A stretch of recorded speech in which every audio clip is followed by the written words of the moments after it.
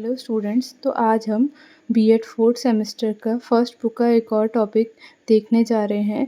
Book का नाम है education in contemporary Indian society. तो उसका हम एक और टॉपिक देख रहे हैं जिसका नाम है शिक्षा और वैश्वीकरण। तो अब हम वैश्वीकरण का अर्थ और परिभाषा समझेंगे। वैश्वीकरण का शाब्दिक अर्थ है किसी विचार, क्रिया अथवा वस्तु को पूरे विश्व में प्रचारित एवं प्रसारित करना। इस प्रक्रिया के लिए हिंदी में एक दूसरे शब्द भूमंडलीकरण का भी प्रयोग किया जाता है। उसका भी शाब्दिक अर्थ यही है, पूरे विश्व में प्रचारित एवं प्रसारित करना। परंतु वर्तमान संबंध का अर्थ इससे कुछ भिन्न है और कुछ अधिक व्यापक भी है। आज से कुछ वर्ष तक इस शब्द का प्रयोग केवल व्यापार के क्षेत्र में किया जाता था, पर वैश्वीकरण का अर्थ था संसार के विभिन्न देशों द्वारा एक दूसरे को अपने क्षेत्रों में व्यापार करने की स्वीकृति देना, एक दूसरे को अपने क्षेत्रों में उद्योग लगाने, उत्पादन करने और वस्तुओं के क्रय विक्रय की स्वीकृति देना। परंतु वर्तमान में इसका क्षेत्र अधिक व्यापक हो चुका है। तो ये क्या कह रहा है कि वैश्वीकरण का मतलब पहले ये होता था कि जो भी हम व्यापार कर रहे हैं उसको अगर जो देश हैं वो दूसरे देश के व्यापार को अपने देश में जगह देते थे कि यहाँ हमारे देश में तुम व्यापार कर सकते हो, या फिर ऐसी चीज़ों के बस वस्तुओं के क्रय विक्रय से ही संबंधित था। लेकिन अब जो है वैश्वीकरण का अर्थ कुछ व्यापक हो चुका है। तो हम देख रहे हैं कि वर्तमान में यातायात के साधनों और दूरसंचार प्रौद्योगिकी के विकास से संसार के सभी देश एक दूसरे के अधिक निकट आ गए हैं और एक दूसरे के विकास में प्रभावित हो रहे हैं। अतः सभी देश जीवन के प्रत्येक क्षेत्र, सामाजिक, सांस्कृतिक, आर्थिक, राजनैतिक, वैज्ञानिक एवं तकनीकी आदि में एक दूसरे से आदान प्रदान कर जीवन के प्रत्येक क्षेत्र में विकास करना चाहते हैं। वर्तमान में वैश्वीकरण की प्रक्रिया अर्थव्यवस्था को ही एकीकृत नहीं करती, यह संस्कृति एवं प्रौद्योगिकी आदि को भी एकीकृत करती है। तो हम देख रहे हैं कि नाइट के अनुसार वैश्वीकरण का अर्थ तकनीकी, वित्त, व्यापार, ज्ञान, मूल्यों तथा विचारों के सीमा पार बढ़ते प्रवाह से है। परंतु सीमा पार बढ़ते प्रवाह से ना तो राष्ट्रों के अंतर संबंधों का बोध होता है और ना ही आदान प्रदान का बोध होता है। हमारी दृष्टि से इन्हें निम्नलिखित रूप से परिभाषित किया जा सकता है।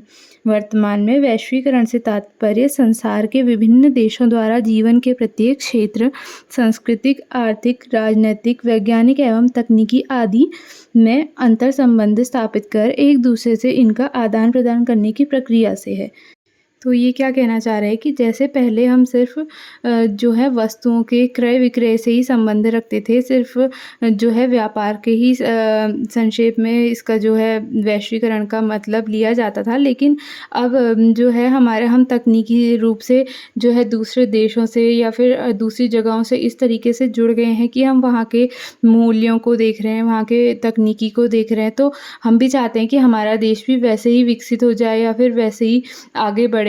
तो इसलिए जो ये कहना चाह रहे हैं कि अब जो है वैश्वीकरण का अर्थ वहाँ की संस्कृति से, वहाँ की राजनीतिक चीज़ों से, वैज्ञानिक जो तकनीकी है उससे, सब चीज़ से जुड़ चुका है। सब चीज़ों के आदान प्रदान करने को ही जो है हम वैश्वीकरण कहने लगे हैं।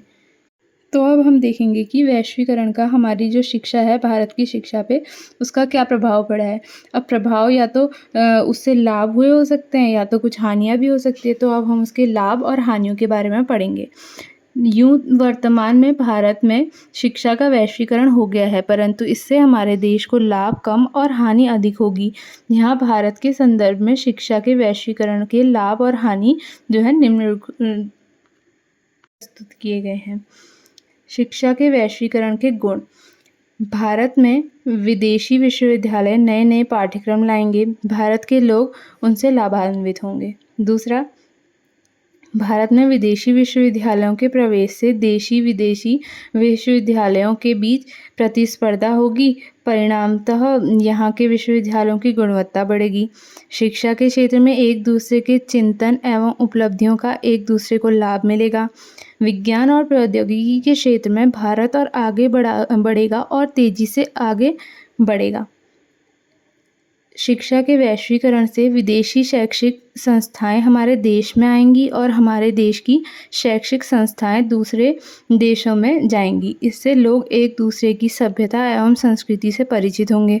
सभी देशों के सांस्कृतिक सहिष्णुता का विकास होगा और अंतर्राष्ट्रीय सद्भाव बढ़ेगा। जो है पढ़ाई के क्षेत्र में दूसरे देश की भाषा हम सीख पाएँगे, दूसरे देशों से जो वहाँ किस तरीके से पढ़ाई हो रही है या फिर कौन-कौन सी नई तकनीकी के माध्यम से वो पढ़ाई कर रहे हैं, ये सब हम सीख पाएँगे। अब ये तो लाभ हो गए, वैश्वीकरण से क्या-क्या लाभ हुए, अब हम देखते हैं कि वैश्वीकरण से क्या-क्या हानियाँ होती हैं। तो शिक्षा के वैश्वीकरण के दोष देखेंगे हम। जनसंख्या की दृष्टि से भारत संसार का जो है पहला जो है अब सबसे बड़ा देश बन चुका है। यहाँ किसी भी देश से 1 के बदले 10 शिक्षण संस्थाएँ आएँगी। परिणाम यह होगा कि वे यहाँ बहुत अधिक पैसा पैदा करेंगी। दूसरा है, ये शैक्षिक संस्थाएँ अपने साथ नए-नए पाठ्यक्रम लाएँगी। परिणाम यह होगा कि हमें उनके लिए पाठ्यपुस्तकों का आयात करना पड़ेगा। आर्थिक दृष्टि से यह भी घाटे का ही सौदा रहेगा। कुल मिलाकर विदेशी शिक्षण संस्थाएँ यहाँ की स्व-वित्त पोषित शिक्षण संस्थाओं से भी अधिक महँगी होंगी। उसके बाद हम देखेंगे कि अति महँगी होने के बाद भी लोग इनकी ओर आकर्षित होंगे और देश के एक अति अभिजात वर्ग की उत्पत्ति होगी। ये विदेशी शिक्षण संस्थाएँ अपने साथ अपनी संस्कृति लाएँगी। हमारे देश में पाश्चात्य संस्कृति का प्रभाव और तेज़ी से बढ़ेगा। कुछ ही वर्षों में ये संस्थाएँ हमारी बौद्धिक नेतृत्व करने लगेंगी और हमारी अस्मिता खतरे में पड़ जाएगी। वैश्वीकरण के नाम पर जाने-अनजाने नव उपनिवेशवाद को बढ़ावा मिलेगा।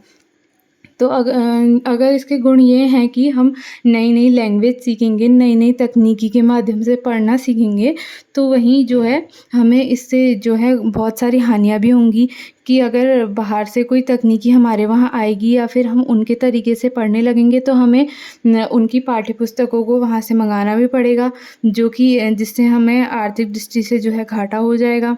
और जो वहाँ से हम चीज़ें तकनीकी चीज़ें मँगाएँगे या फिर जिन किताबें मँगाएँगे, जो भी मँगाएँगे, वो महँगी होंगी और बाहर से जो भी चीज़ नई आती है, उसकी ओर लोग ज़्यादा आकर्षित होते हैं। तो वहाँ की जो है संस्कृति से भी लोग बहुत ज़्यादा आकर्षित होंगे और पाश्चात्य संस्कृति जो है हमारे वहाँ उसका प्रभाव बढ़ जाएगा। तो इस तरीके से वैश्वीकरण से कुछ लाभ होंगे तो कुछ हानियाँ भी होंगी।